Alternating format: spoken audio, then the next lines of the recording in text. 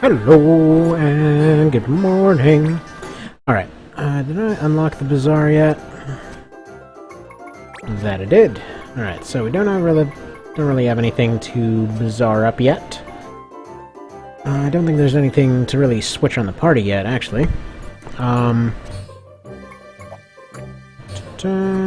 Right, my controls are all over the place. What's this do? That.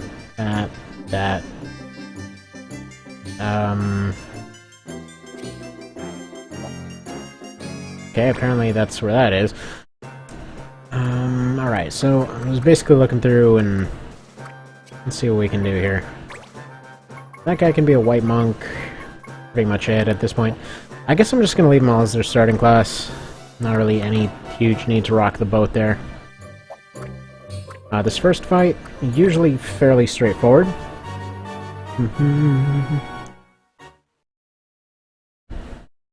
Gonna go check out some chickens, and they get attacked by some doges. And it would be a shame, it's actually kind of a shame that you can't hang out with these chickens right now. It would be nice to be able to hire one. Hiring them is a little bit of a pain.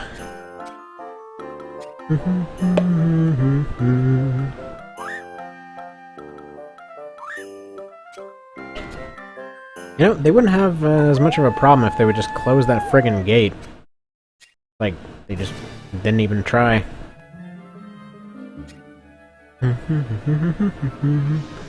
More amazing music out of this. God, this is... Honestly, I'd have to think about it some more, but I think this game might actually have my favorite soundtrack. Like, I constantly go back and forth between this and, friggin' Lucked. So no fire allowed. No big whoop.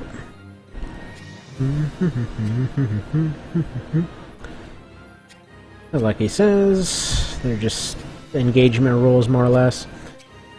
So he keeps talking about how it's a pain, which is probably a jab at themselves for the absolute and utter friggin' pain show that was the laws in the original one.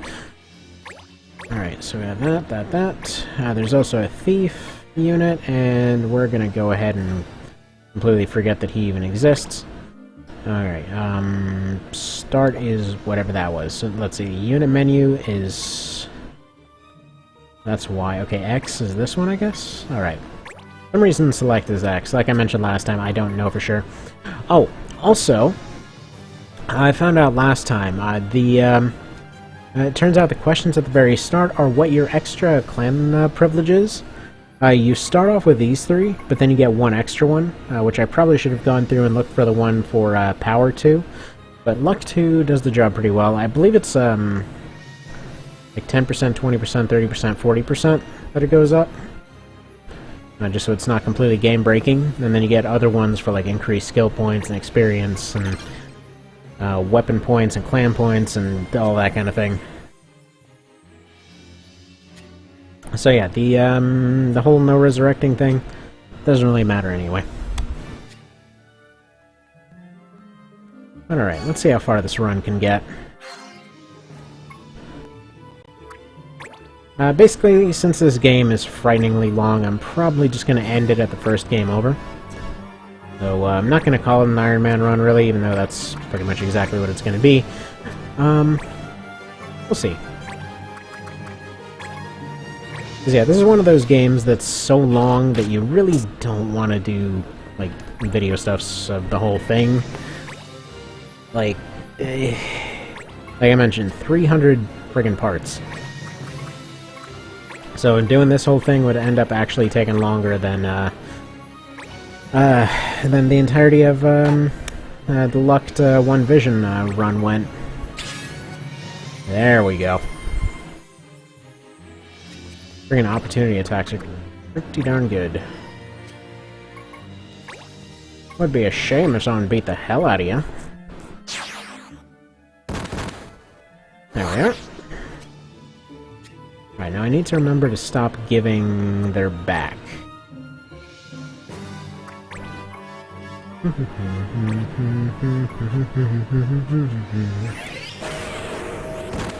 Right now, let's see, he can't get to my archer. Right now, it might be possible to get to Sid. Actually, no, let's just block him off entirely. Forgot that Luzo gets a turn. There we are.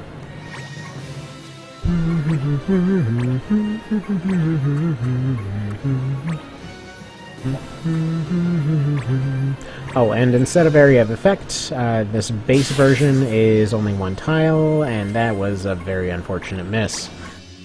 Well, dang. Guess we get to find out what kind of moves they've got. Wow, 67. So, this... yeah, so your clan, the way it goes, monster units are just really strong in the early game. Apparently they drop off pretty severely by the late game. And as I understand, there was, just like it was in FFTA2, there was this mod for FFTA that seemed to follow a pretty similar balancing kind of thing. Which is why I had to go and check if it was the same author, which, yeah, I mean, I guess it still could be just the same person, just under a different name or something. She's dead now. Yep. Insta-kill. So yeah, your strength is more or less in numbers for this one. Got knocked the hell out. Oh yeah, so, point being... what was my point? Oh yeah, so... and I lost it again. Oh yeah, friggin' fairy units. So, they are ridiculously good. Namely, okay. So in FFTA2, there was a part in which you basically had to rely on either Reflect or flat-out RNG to win one of the early fights. Because the way that the scaling goes, because of the fact that they... well, pretty much everybody but monster units gets all of their abilities and stats and stuff like that from their equipment. Monster units have to be really strong as baseline.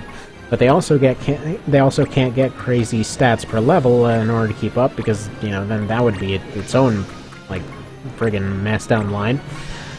So, it's usually a compromise that ends up happening in which they're really strong in the early game and then just kind of weak late game. But, honestly, the most elegant solution I've seen so far is with One Vision for Tactics Ogre, in which he basically just implemented 2 tiers of claw weapons for them.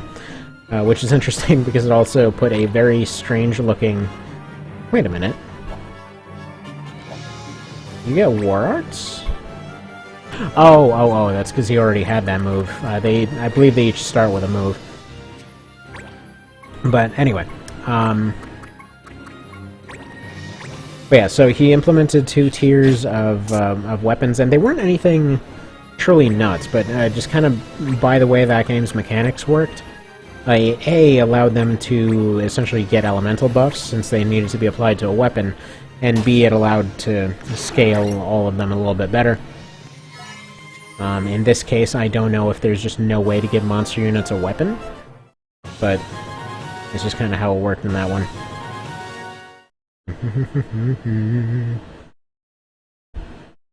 And now they're going to talk about a journal.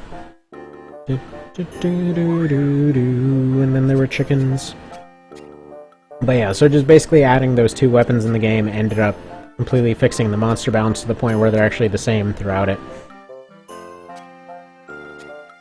So if you want to, you know, go through all of the dialogue and look at everything, I'm basically just going to summarize what's going on here, because there's so much flavor text here. And I absolutely adore it, but going through each and every single line like I'm doing for the One Vision Ironman run would just be...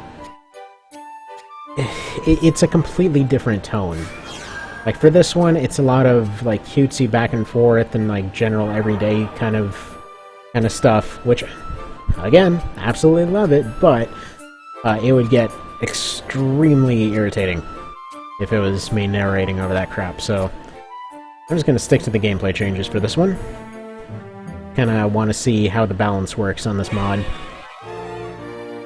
And we're getting a lot of I saw a lot of complaints from people about the availability of crafting items, but so far we're just absolutely swimming in them. As far as I can tell, anyway. Oh man, nice visual glitch there.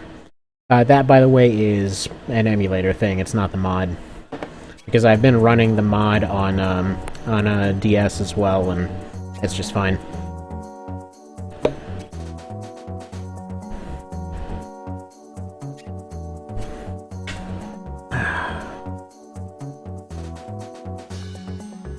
But if you're basically invincible, why would you bother?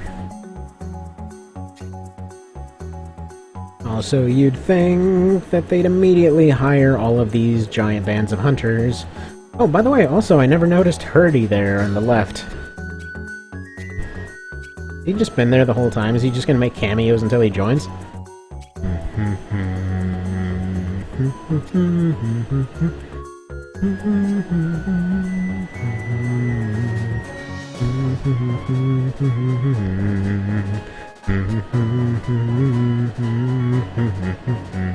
Although that illusionist, Blue Mage, and Hunter would probably have a way better job.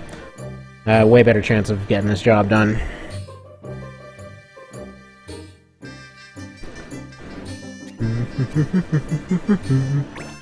So basically what he said there is he's gonna show up as a guest if he's needed, but otherwise he's gonna go off in the background if you want to just do some side mission stuff. Alright, first step. Alright, do we have a cactus fruit? Let's see. Yeah, we don't have the item. Oh, right. The green mage cult. This is where you get green mages. Basically, this is how they introduce new classes. You end up fighting a whole bunch of them at once, and then you beat them, and they're like, check out our sweet class, and then you do.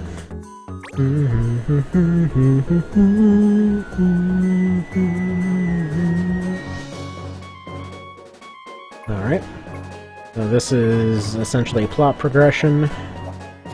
So I think it's side mesh time, so we'll go ahead and do that. Alright.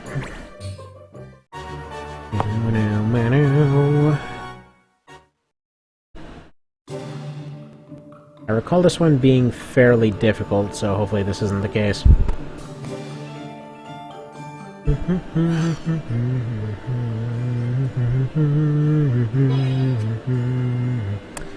Well, I mean, we don't have any yet anyway, so that's fine. So, full party can be used this time, and this is also a low-key introduction to treasure chests and that whole mechanic. So you can get crafting items and other such things from these random treasure chests throughout the map. Basically, you just go next to one and have somebody open it. I think we're gonna go... probably luck 2. Those crits were pretty amazing last time. Friggin' crazy hippies.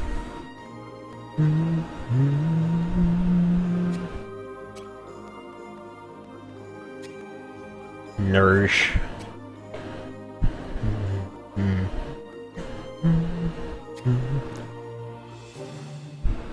They're gonna use their hippie powers. Also, why was this bothering anyone? They're in the middle of the woods. How often does somebody come out here?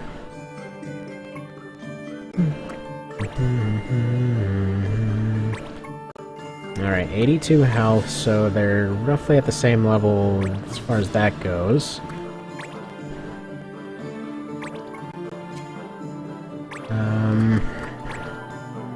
And looking at damage-wise... Alright, that's acceptable. So hopefully can take out 1 or 2 before they end up coming back and taking out a couple of my guys. I believe they use fencing swords. Actually, no, I'm thinking elementalists. No,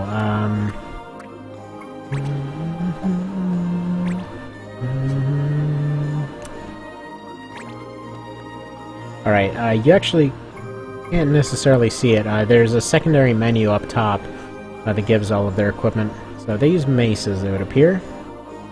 They're relatively fast. Basically, this one has... Oh, these are the ones that use blind all the time. That's what it was. Alright. So we're gonna go over here, pick up this chest.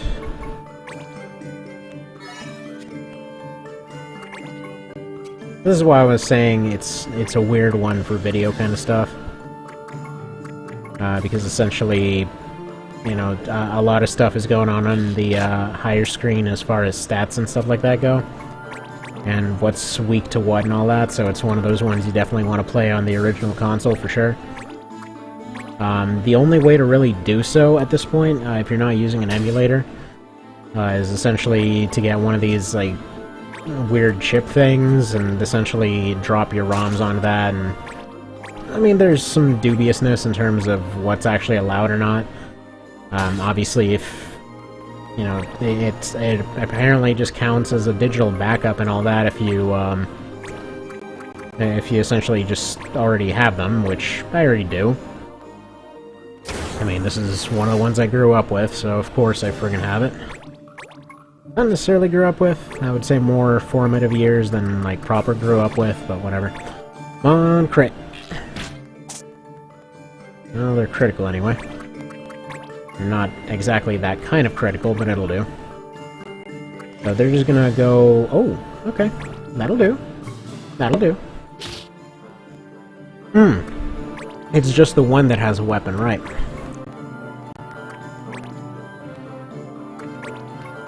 Man, you guys are unfortunate. And this, as far as I'm concerned, is exactly how you open up new classes. So, you do this for every new class. Like, you have a fight to establish what it is they do. Like, these guys go around casting debuffs and all that kind of thing. And this is like the universal debuff class, pretty much. Personally, I don't like them at all. They might be a lot more useful in this one. Mostly, you want to have something else combined with them. But they can, you know, they have some pretty cool stuff they can do. Alright, take her out. Probably should have had the archer do that, but whatever. Just in case they can heal. Again, there's really only one of them that can actually do any kind of harm.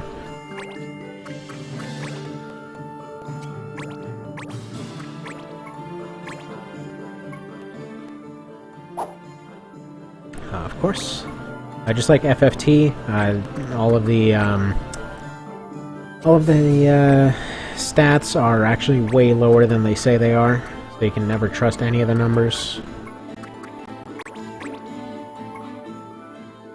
And also, just like those other ones, this is kind of a nice middle ground between what they eventually ended up going with for Lucht and what FFT did.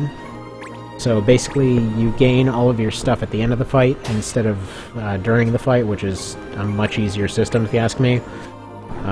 Plus it prevents you from running into that situation where you have one unit that went and got a crap ton of experience for pretty much carving through their back line or whatever.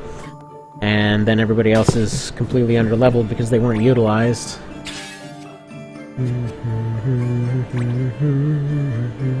I think this one's like a regen thing. I just want to see what this does.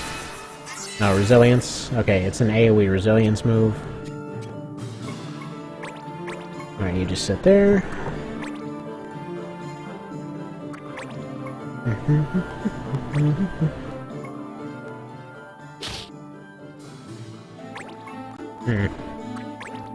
Feels like we're getting paid by a bad neighbor to do this.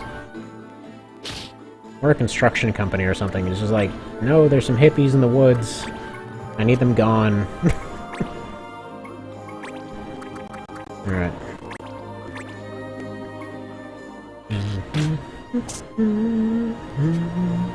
Oh, by the way, because of the way archers work, don't have to worry about terrain like 9 out of 10 times. Because they will find a way to hit something within their target range. Well, 70% basically will never hit. This lady's hitting 40s like nothing. Oh well, time for her to be gone. I mean, so far she's taken, or temporarily disabled my two most useless units. Alright. Oh, and by the way, that's not a mod glitch. That's always how the flurry hit. Alright, come on, Shank. Good job.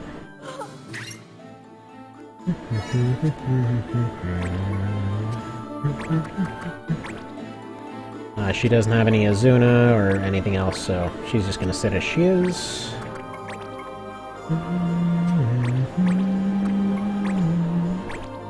Come on, crit. Not a crit.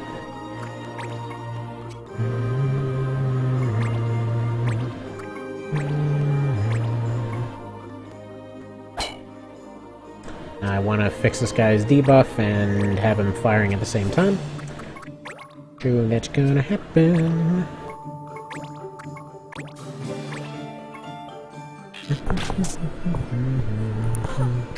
It's interesting that they have 4 different archer classes for this one. You don't really see those get differentiated very often.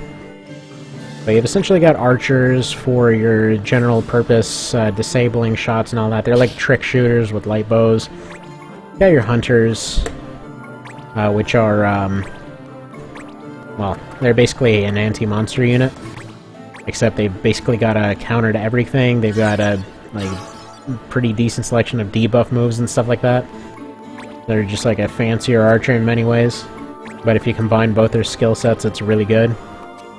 Usually it ends up transitioning pretty nicely to be pretty straightforward about it. Have somebody train as an archer and then just evolve into a hunter. Or they basically have snipers, which are kind of a more anti-personnel variant of the hunter. That the rabbit people get, and then you get assassins, which are like they're just all about insta-kill moves. Lady, you guys didn't do anything but blind some people.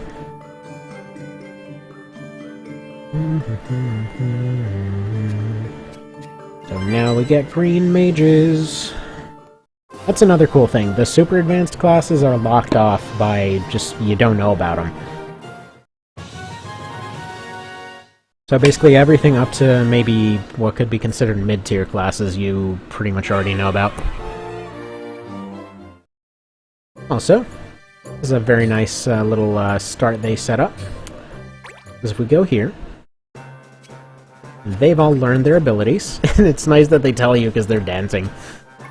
So this one is now getting his two-hander. Why not? You're a soldier, aren't you? No, he's a warrior. Ah, right.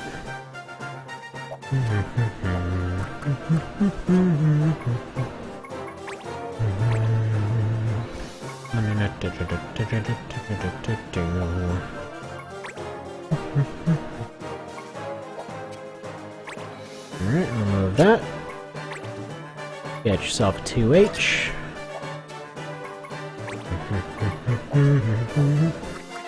Alright, now, can you change into something better? Alright, what about a defender? What's that gonna take? 2 gladiator moves. Alright, gladiator. 2 warrior abilities. So you pay for your moves with abilities you learned as that class. It's a nice system. I've seen complaints about how it goes exactly, but I don't know, I think it's really elegant. Like, personally, as far as skill systems go, I think this very well may be my favorite. Alright, whatever.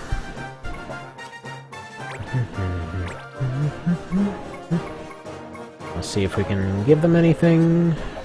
For now, I know the green mages are pretty fast.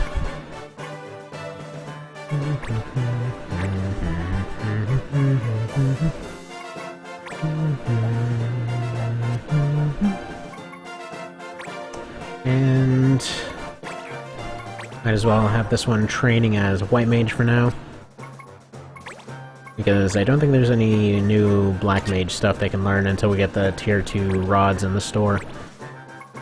So you can learn to heal. There we go, you got your old stuff. And that's why I love this system. Usually just have somebody bouncing back and forth between different classes, learning different stuff. Well, all your characters have a constant sense of forward movement, you know? It's nice. Alright. Now... I think that's all for side mesh stuff. Let's go to rumors. This could have been handled better. So rumors are this game's version of the Warren Report, more or less. You find out about all kinds of things, but unfortunately, they expect you to go through a crap ton of tutorial ones here. Yeah. And then some of them unlock other ones, and if you haven't read them all, well... I mean, at least it tells you what's up there. And they will do this a few times, by the way, where they'll just kind of leave a thing out there as bait. They're like, we know you can't do this one. You don't have the required item. But just so you know, there's trade quests. Man, that coffee is scalding hot and delicious. Okay, so there's no timeline on that one. Let's see if anything can be made in the store. And to do this before the last fight.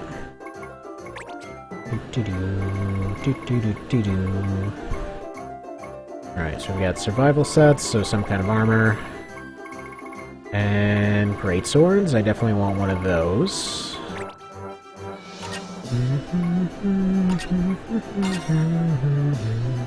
Ooh! Isn't that, interesting. Okay, so it's got this is an example of one of the secondary effects here. So let's see here. We've actually got one of the ultimate abilities on this thing. So let's see. It's for soldiers, ravagers, and lanistas. So we got Iron Shield for soldiers. That's a new ability, I believe. On Guard for ravagers, and Soul Enhancer for lanistas. Interesting, whatever all that entails exactly. Alright. We got Jackknife, or... I can't be right to have any other E-tier stuff. Nope, that's it. Just an upgraded knife. So we get Mug for thieves, and Gill Toss for jugglers. I wish I could show both screens without this thing going nuts.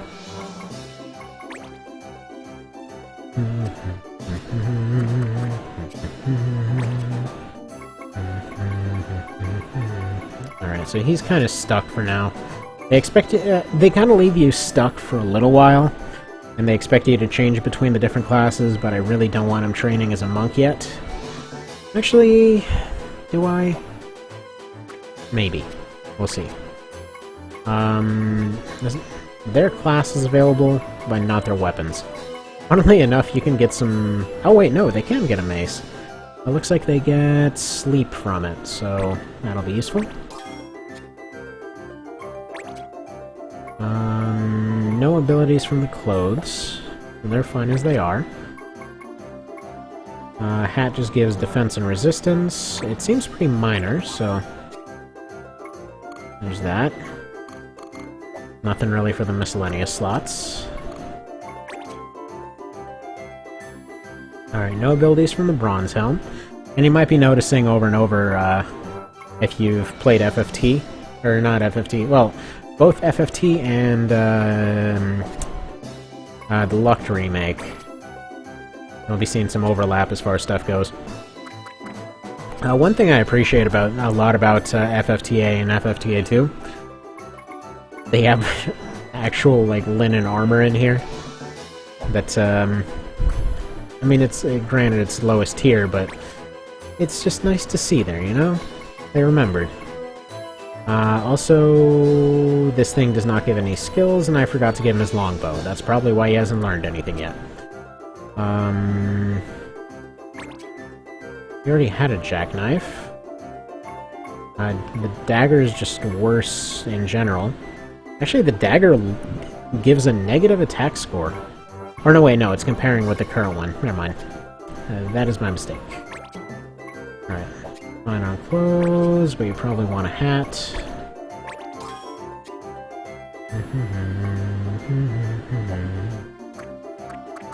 Alright, and I guess we're golden then.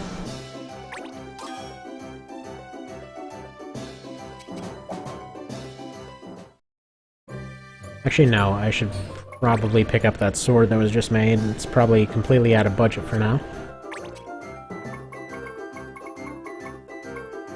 Yeah, that's just barely in budget. So 37. That's pretty drastically more than the other stuff, but at least it's permanently added to the store now.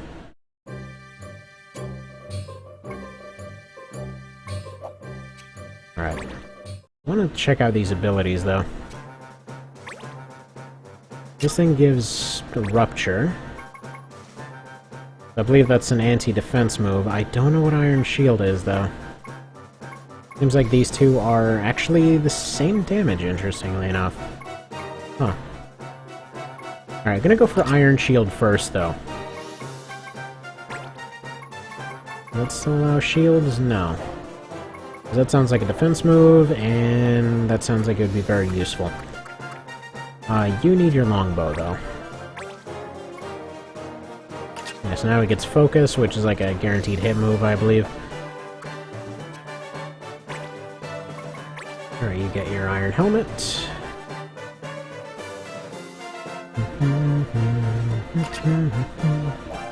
Had funny little quips on the equipment, as always. I don't believe he updated all of these, but either way. And alright, there we go. So, that'll be that for now. Yeah, see you in the next bit here.